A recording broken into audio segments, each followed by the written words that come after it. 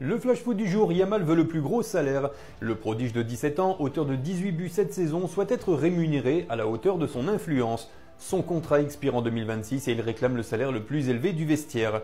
Le club est ouvert à cette idée mais cela impliquerait des sacrifices financiers. Si le contrat est prolongé aux conditions exigées, d'autres joueurs devront peut-être négocier à la baisse, d'après le média espagnol Relevo.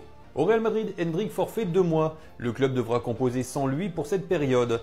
L'attaquant de 18 ans, auteur de 7 buts en 37 rencontres, souffre d'une blessure aux ischio-jambiers de la jambe droite. Selon les médias espagnols, il manquera notamment la Coupe du Monde des clubs, prévue du 14 juin au 13 juillet. À Liverpool, Nunez vers l'Atlético. Auteur de seulement 7 buts cette saison, il souhaite retrouver du temps de jeu et envisage un départ cet été. D'après la Cadena Ser, il aurait donné son accord pour rejoindre l'Atlético, mais un accord avec les Reds reste à conclure. Le club anglais ne compte pas brader un joueur recruté 85 millions d'euros en 2022. Bundesliga, Harry Kane sacré meilleur joueur. C'est un sentiment formidable d'être nommé joueur de la saison ici. Je suis fier de cet exploit, car la compétition en Bundesliga est rude. Être honoré l'année où nous avons remporté le titre de champion rend ce moment encore plus spécial. Cela signifie beaucoup pour moi, a-t-il déclaré.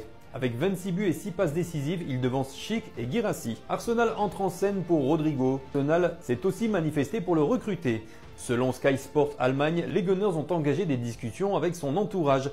Manchester United et City suivent également le dossier. Au Portugal, José Mourinho met fin aux rumeurs. Il a tenu à clarifier la situation. Oui, je peux nier avoir eu quelconque réunion avec la fédération portugaise. Je suis une personne loyale. S'il y a quelque chose à communiquer, par respect pour le président du club et le conseil d'administration, je ne le rendrai pas public, a-t-il expliqué devant la presse. À Manchester United, Amorim restera en poste. Selon The Times, Jim Ratcliffe, propriétaire du club, apprécie énormément le coach portugais avec qui il échange régulièrement. Il prévoit même de mettre à sa disposition 120 millions d'euros pour le mercato, un budget qui pourrait même grimper avec les ventes potentielles de Rashford, Sancho et Anthony. Et au Paris Saint-Germain, Luis Enrique encense l'Inter. Nous connaissons bien Lautaro Martinez et Marcus Thuram, deux joueurs dans l'axe. Mais l'Inter c'est plus que ça, c'est une équipe qui nous ressemble beaucoup parce qu'elle aime avoir le ballon. Peu importe qu'il manque ou non des joueurs, tu verras toujours les mêmes choses sur le terrain. Une équipe faite à l'image d'un grand entraîneur, Simone Inzaghi, qui a de l'expérience. Sur le papier, je crois que c'est l'une des meilleures finales de la Ligue des Champions sur ces dernières années, a confié le technicien du PSG.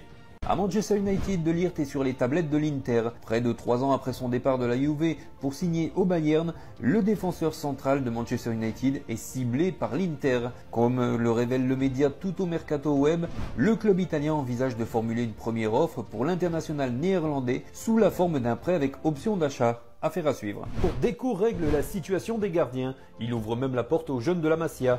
Au micro de la radio RAC Uno, il a confirmé son souhait de poursuivre avec les deux portiers l'an prochain. L'idée est que Ter Stegen et Chesney continuent. C'est vrai si l'on pense à l'année d'après ou aux 2 années suivantes, il faudra chercher un autre gardien.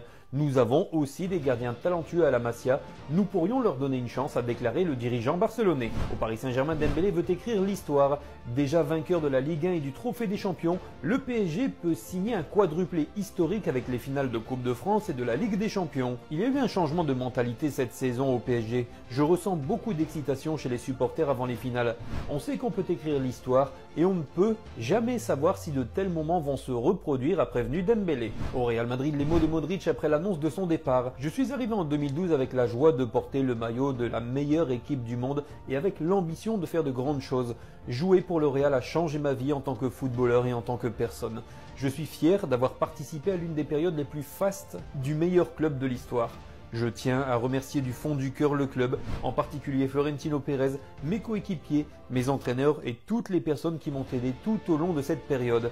Le Real Madrid sera toujours ma maison pour le reste de ma vie, a fait savoir Modric. À Pescara, Verratti pourrait devenir actionnaire de son ancien club. 13 ans après son départ du Delfino Pescara, le milieu de terrain d'Al-Arabi, Marco Verratti, 32 ans, se trouve sur le point d'investir dans son club formateur. Selon la Gazzetta dello Sport, il va racheter 40% des parts du club pour un montant estimé à 1,5 million d'euros. Encore en Serie A en 2017, Pescara évolue pour le moment en Série C. À Arsenal, Arteta comprend l'obligation de gagner un titre. Nous avons amené le club dans une position position où la saison prochaine, nous devons gagner un trophée majeur. Tout le monde croit que nous sommes une équipe d'élite dans ce pays et en Europe. Arsenal est là, a-t-il déclaré. Il faudra sûrement s'attendre à un mercato très ambitieux d'Arsenal cet été si les dirigeants veulent permettre à leur coach de remplir l'objectif. À l'Atlético Madrid, De Paul serait poussé vers la sortie.